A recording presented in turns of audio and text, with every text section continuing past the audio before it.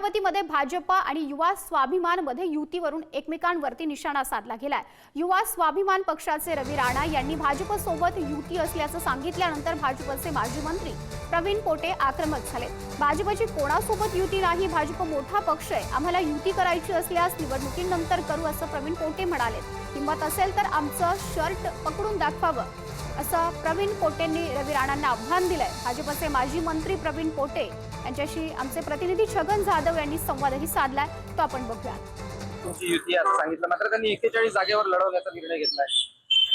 भारतीय जनता पार्टीची कुठल्याही पक्षाला युती नाही।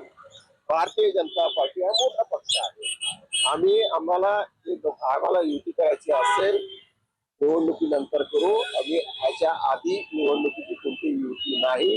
आमच्यावरती कोणी जर ऍक्शन घेत असेल किंवा भारतीय जनता पार्टीची आमची युती आहे, आमची कोणाही सोबत युती नाही। आम्ही सगळे आमच्या पायाखालचे लोक आहेत आणि स्पष्टपणे सांगतो आहे, अजिबात चिंता करण्याचं नाही। सगळ्या जनतेला माहिती आहे की भारतीय जनता पार्टी हा एकमेव पक्ष आहे, मोठा पक्ष आहे। आम्हाला कोणाचीच गरज नाही आहे, कोणाचीच। नक्कीच काय वाटतं, यावेळेस अमरावती महानगरपालिकेवर भाजपचा झेंडा फडकून महापौर होईल?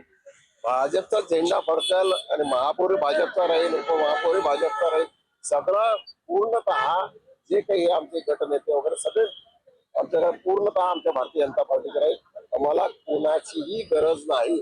आमचं शर्ट पकडून काही लोक आमच्यावर अत्याचार करण्याचा प्रयत्न करत आहे, त्यांना सुद्धा मी सांगतो की त्यांनीही आमचं शर्ट पकडू नये। हिंमत असेल तर लढून दाखवा आणि निवडून येऊन दाखवा। भारतीय जनता पार्टी आणि आम्ही एकत्र आहे वगैरे वगैरे काही नाही।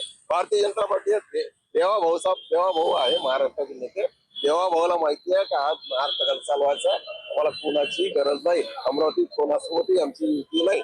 आमच्या कोणत्याही युती आमचं नाव सांगून आमचं शर्ट भारतीय जनता पार्टीचं शर्ट पकडू नये, इतकंच पत्र आहे।